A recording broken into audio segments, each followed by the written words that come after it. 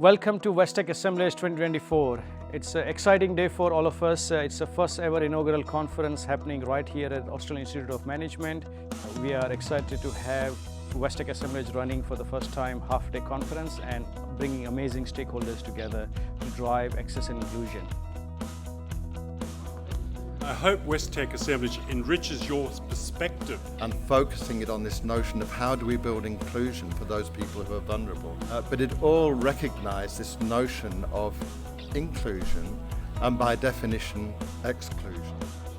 The Cook Government's been a proud supporter and sponsor of what the Tech Assemblage has been trying to achieve, making technology and innovation something that people can relate to.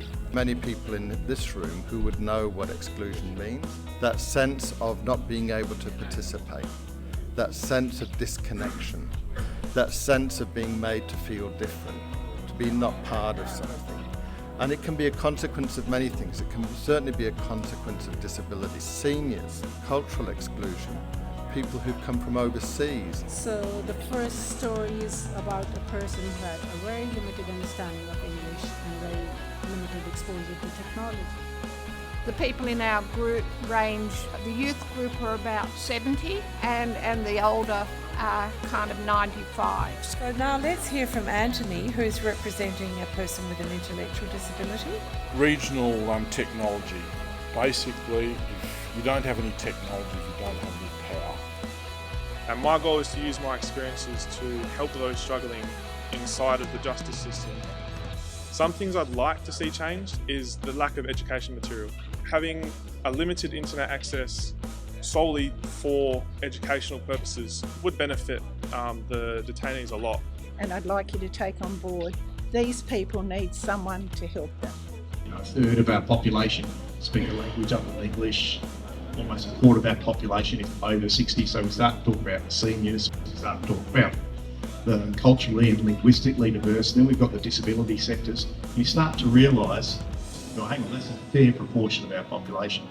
It's our role is to get out behind the desk and go and actually meet with people and find out what those issues are and then help them to connect.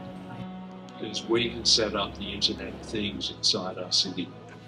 So we'll have to have some face-to-face sessions for the 65 plus people, and all the data, not all of it, but most of it that came through our online platform was 65 plus. Digital inclusion is a basic need for participation in modern society. I think local government's best place, whether at level of government we talk about that's closest to the people.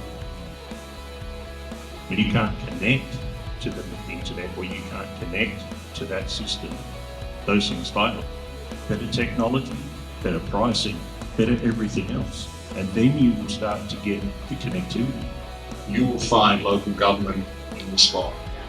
I think all those services and that connectivity is the best way for us to understand those people who wouldn't normally reach out for those services. The secret of happiness is to be in the business of helping other people. $65 million was lost by seniors on cybersecurity.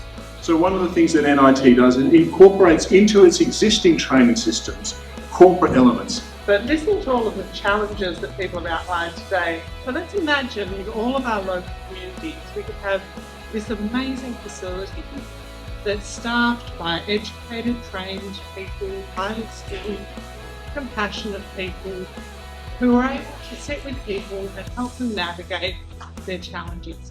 We have this network. They're called public libraries.